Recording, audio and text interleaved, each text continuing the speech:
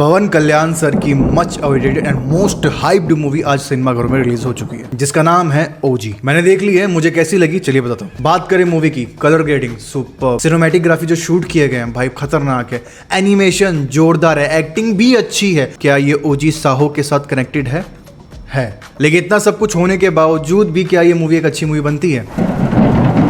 पहले बात करेंगे डायरेक्टर की। इस मूवी के डायरेक्टर हैं सुजीत, जिन्होंने अब तक 3 मूवी बनाई हैं। इनकी पहली मूवी थी रन राजा रन और उसके लीड एक्टर थे शर्वानंद। अब रन राजा रन का बजट था 4 करोड़ और उस मूवी ने टोटल कलेक्शन किया था 20 करोड़ रुपए का। तो वो मूवी एक हिट मूवी साबित हुई थी। उसके बाद इन्होंने सीधा बनाई प्रभास के साथ में साहो, क्योंकि वो प्रभास की बाहुबली के बाद पहली मूवी थी, इसलिए छोटी हो नहीं सकती थी। तो उस मूवी का बजट था 350 करोड़ और उस मूवी ने वर्ल्ड वाइड कलेक्शन किया 450 करोड़ रुपए का। लेकिन वो मूवी क्रिटिक और पब्लिक के हिसाब में अच्छी नहीं थी, फिर भी सिर्फ प्रभास के नाम पे इस मूवी ने इतना कलेक्शन किया था। अब बात करते हैं मेन ओजी की। पवन कल्याण की रिसेंटली अभी बहुत एक बड़ी मूवी आई थी जिसका नाम था हरिहरा वीरामल्लू। उस मूवी का बजट अराउंड 300 करोड़ के पास था और उस मूवी ने सिर्फ 117.16 करोड़ की कमाई की थी, यानी कि वो मूवी फ्लॉप गई। और होनी भी थी क्योंकि हमने देखा भी था, मतलब क्या ही दिखाया था उसके अंदर।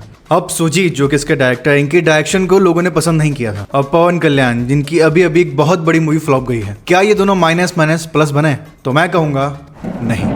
मैं एक्चुअली बता रहा हूँ, बहुत ही डिसअपॉइंटेड हूँ मैं इस मूवी को देखने के बाद, क्योंकि इस मूवी के टीजर और ट्रेलर देख के मुझे लगा था कि इस बार अब कुछ जबरदस्त देखने को मिलने वाला है। और जब मूवी के अंदर जब मूवी का टाइटल आता तो देख के लगा भाई हाँ कुछ है बढ़िया। लेकिन नहीं भाई, ये मूवी सिर्फ एक बिलो एवरेज मूवी बन के रह जाती है। नो डाउट मूवी में कई ऐसे सीन है जहाँ पे देख के लगेगा आपको भाई क्या सीन है, एकदम परफेक्ट तरीके से देखने को मिलने वाला है। लेकिन उसका एग्जीक्यूशन ही नहीं हो पाता, बिकॉज मूवी बहुत हाइप बनाती फिर ऐसा फ्लैट चली जाती कि भाई क्या हो गया। इस मूवी की सबसे बड़ी प्रॉब्लम जो कि मैंने पहले बताया, एग्जीक्यूशन और इस मूवी का रन टाइम, और सबसे गंदा इस मूवी का बीजीएम। टीजर और ट्रेलर में जितना बीजीएम हमने सुना था बस उतना ही अच्छा है, क्योंकि मूवी के अंदर आप जितना गंदा इमेजिन कर सकते हो बीजीएम उतना गंदा है। देखो मैं बता दूं, मैंने हिंदी लैंग्वेज में देखी है, मुझे नहीं पता उन्होंने क्या साउथ में क्या पता बीजीएम अलग हो, यहाँ पे बीजीएम अलग। एक्चुअली में बहुत गंदा बीजीएम सुनने को मिला इसके अंदर। हर आधे घंटे में बीजीएम चेंज हो जाता है और एक समय पे इतना इरिटेटिंग लगता है ना, वो सीन कुछ और चल रहा है, बीजीएम वहाँ पे कुछ और चल रहा है। बात करें स्टोरी की तो मूवी स्टार्ट होती है जापान से और वहाँ एक ऐसी गैंग होती है जो पूरे जापान पे कब्जा करना चाहती है। अब उनका ये थॉट कहाँ से आता है मूवी देखो मालूम पड़ेगा। अब उसी गैंग को रोकने का काम करती है वहाँ के समुराई,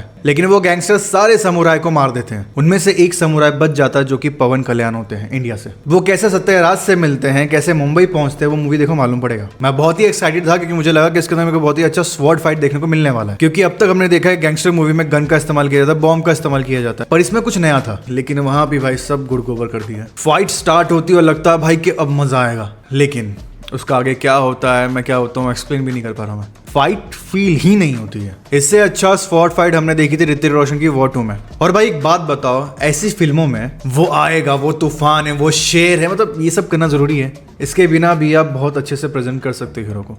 इस मूवी के स्टार्टिंग में पवन कल्याण की जब एंट्री होती है ना, और उसके बाद जो दूसरी एंट्री होती है, ना भाई वो मजेदार है। फर्स्ट एंट्री तो भाई क्या ही है, सेकंड वाले को पहले होना चाहिए था, पहले वाले को चलो क्या ही ज्ञान दे रहा हूँ मैं, जान दो भाई। एक्चुअली में बहुत अच्छी मूवी बन सकती थी ये, पर कुछ ओवर चीजों की वजह से ये मूवी थोड़ी सी डिसपॉइंट करती है। कट टू अगले सीन में पता चलता है कि पवन कल्याण मुंबई में नहीं है, 15 साल से वो गायब है। अब उसके बाद मुंबई पे गिद्ध मंडराने लगते हैं, उस पर कब्जा करने की कोशिश करते हैं। बहुत नया है ना, KGF याद नहीं आ रहा मेरे को शायद। उसके बाद आता है मुंबई में RDX, उसके बाद आती है इमरान हाशमी की एंट्री। भाई इमरान भाई तमल्लिमा, ये भी साइड में गाना पड़ेगा मेरे को लगता है। उनके साथ भी बहुत अच्छा यूज़ कर सकते थे उन्हें, पर नहीं गया। मैंने अपने ट्रेलर के रिव्यू में भी कहा था कि अगर जो ले रहे हो तो अच्छे से यूज़ करना। कुली के जैसे आमिर खान का यूज़ किया था ना, इल्ले, वैसे इसके अंदर ये इल्ले। अब जैसा कि हमने ट्रेलर में देखा था कि 15 साल बाद ओजी वापस रिटर्न आते हैं। अब क्यों आते हैं वो मूवी देखो। अब वो आते हैं, अपना मस्टैंग निकालते हैं, ब्लैक कलर की जैकेट पहनते हैं, जॉन विक नहीं कुछ और ही था। इसमें एक और मेरे फेवरेट एक्टर है अर्जुन दास। भाई उस बंदे का भी मैं क्या ही बात करूं, उसका भी अच्छे से इस्तेमाल नहीं किया यार। और सबसे बड़ी चीज जो कि अब थंबनेल देख के आए हो उसके बारे में बताता हूँ। हाँ, ये मूवी साहो से कनेक्टेड है, और वो कैसे कनेक्टेड है वो बताऊंगा तो स्पॉइलर हो जाएगा ना, इसलिए इल्ले। वो जब आप मूवी देखने जाओगे तो मालूम पड़ जाएगा, अगर जो आपने साहो देखी होगी तो। अभी इमरान हाशमी कौन है, इनके ऊपर जो गैंगस्टर है वो कौन है, और बात हो रही है RDX की, और मूवी सेट है 90s में, तो किसको कॉल जाएगा और कहाँ कॉल जाएगा? दुबई। क्या कनेक्शन बिठाया भाई, वाह। और हाँ, OG 2 भी आने वाली है भाई। बस ये मेरा रिव्यू, अगर जो फिर भी आपको जाना मूवी देखने के लिए तो ऑल द बेस्ट। ठीक है, कुछ खराब चीज़ भी है, अच्छी चीज़ भी। मैंने पहले भी कहा मुझे विजुअल काफ़ी अच्छे लगे हैं, जो सीन शूट किए गए हैं, जो कलर ग्रेडिंग है, सिनेमेटोग्राफी है, परफेक्ट है मैन, बट मिस हो गया यार। मुझे पता है इस वीडियो पे कैसे कैसे कमेंट आने वाले हैं, मैं तैयार हूँ इसके लिए। फिर भी अगर जो आप पवन कल्याण सर के फैन हो, इमरान हाशमी के फैन हो, तो जाके देखो मूवी। मुझे कोई प्रॉब्लम नहीं, मुझे क्या ही प्रॉब्लम होगी, जाओ जाके देखो। ऐसे और कैसे अपडेट के लिए चैनल को सब्सक्राइब कर लो, वीडियो को लाइक कर लो। कुछ बुरा लगा हो तो आपके ऊपर, अच्छा लगा हो तो मेरे ऊपर। चलो मिलते हैं नेक्स्ट वीडियो में। अस्सलाम वालेकुम।